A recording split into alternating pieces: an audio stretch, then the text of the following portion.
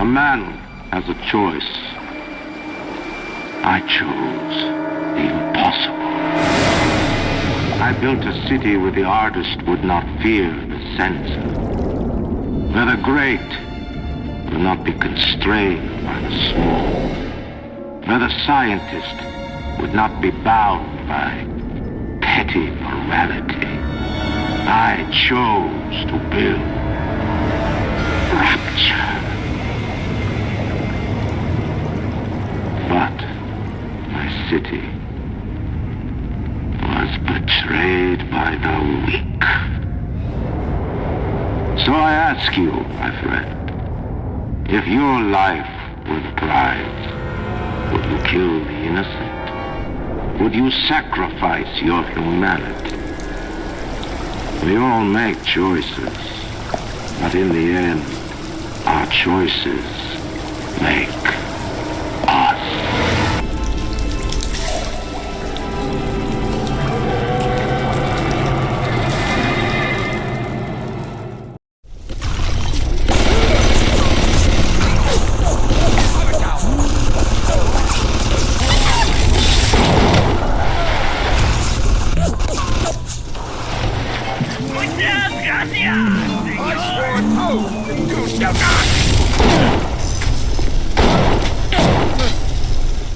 I'm such a lying bastard, man. I've been chatting shit for 19 episodes about how I don't really like first-person shooters and I'm not all that keen on horror games because they're too scary.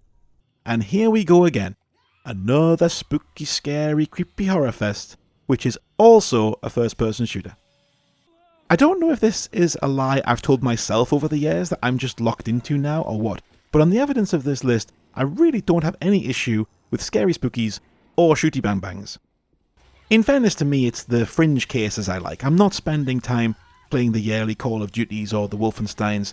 It's the ones that do something a bit different that really appeal to me, and it's the ambition of Bioshock that sucks you in and makes it memorable.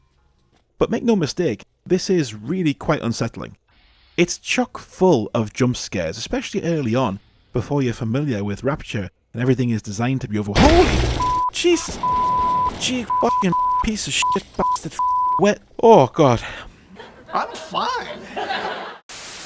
The Splicers, the main enemy in the game, are drawn as ghost-trained ghouls, and they deliberately pounce on you from the shadows. Only their creepy psycho dialogue tells you they're even in the vicinity. Wait. This is happening before and none. Why aren't you here? Why is it today and not then when you were warm and sweet? I'm fine. And then, of course, there's the big lads.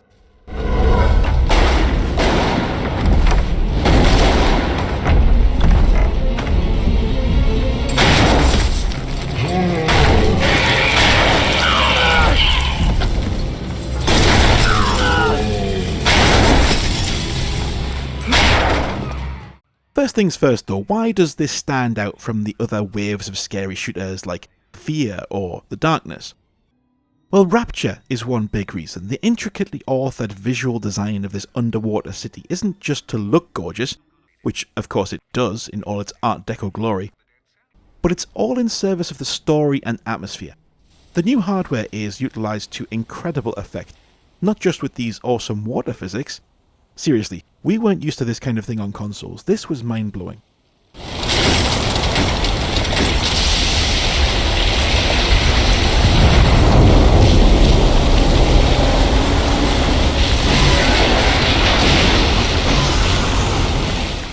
But also with the implementation of lighting that creates shadows exactly where you need them, both to focus the player's attention and to create that creeping sense of dread around every corner.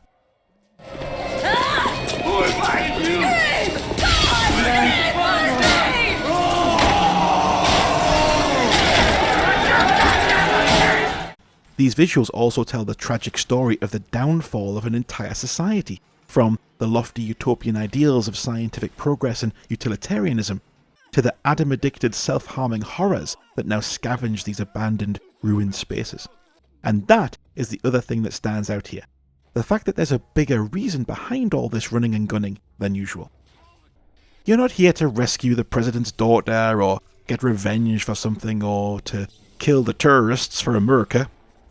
Bioshock aims for a deeper meaning through its symbolic and also direct reference to the objectivist philosophy of Ayn Rand. I mean, your main radio contact is called Atlas, for fuck's sake. It's not subtle, but it is quite well done. We're gonna need to draw out of hiding, but you're gonna have to trust me.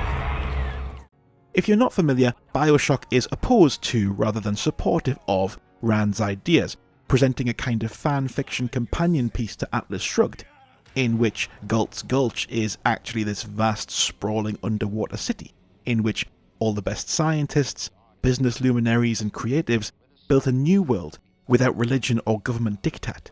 To build a city at the bottom of the sea, insanity. But where else could we be free from the clutching hand of the parasites? Where else could we build an economy that they would not try to control, a society that they would not try to destroy? It was not impossible to build rapture at the bottom of the sea. It was impossible to build it anywhere else. But obviously, it didn't last all that long before becoming this absolute hellscape of monsters and killers. No gods, no kings, only men is the famous banner at the start of the game, and ultimately the point, which is to say that mankind's very nature is opposed to such an objectivist utopia. Inequality will always develop and conflict will always ensue. As a young man, and indeed as a scientist at the time, I was unsurprisingly warm to Rand's philosophy, so it was fascinating to see a different perspective. It takes age and wisdom to recognise that however much one might decry the yoke of faith or government over a society, one without it will simply create newer and more damaging things to worship. Either that, or simply devolve back into the animals from which we came. The main story, which I'm not going to spoil here just in case you don't know, is a more personal one, but it guides you through Rapture's story as the backdrop, even as it constantly wrong-foots you with twists and reveals and double crosses that are fun enough on their own that you don't have to bother with all that academic stuff if you don't want to. And thankfully, it's also a bloody good shooter. Look for you. If you find it, come to us. This is Fighting McDonald's in room number 7. The call to our... The introduction of plasmids is just enough to raise the minute-to-minute combat above many of its contemporaries, providing a nice range of different powers to switch up the play and offer multiple ways to deal with situations. The simplest one right at the start is to shoot electricity into a pool of water, which fries all the bad lads who happen to be standing in it. But later you get things like firepower, obviously, burn things up, telekinesis, which works a bit like Half-Life 2's gravity gun, swarms of insects that distract enemies, and even one that can make the big daddies protect you instead of attack you. Cry out for Big Daddy's help. Make him think you're a little sister. Watch as he fights to protect you. As well as manipulating the environment and enemies like this, you can hack Rapture's security systems to help you out. You can set traps and lure enemies into them, rather than just run and gun the whole time. There really is quite a bit of freedom in how you go about approaching each encounter. The stealth sections aren't much fun, but are made more bearable, like the rest of it, thanks to the extremely generous Vita Chamber Continue system. That means you can retry sections an infinite number of times, with very little time lost on each go. This might be one of the earliest examples of a game that really wanted you to see the whole story, rather than properly challenge your twitch reflexes or skill to a significant degree. But I'm fine with that because I'm not all that good at video games myself.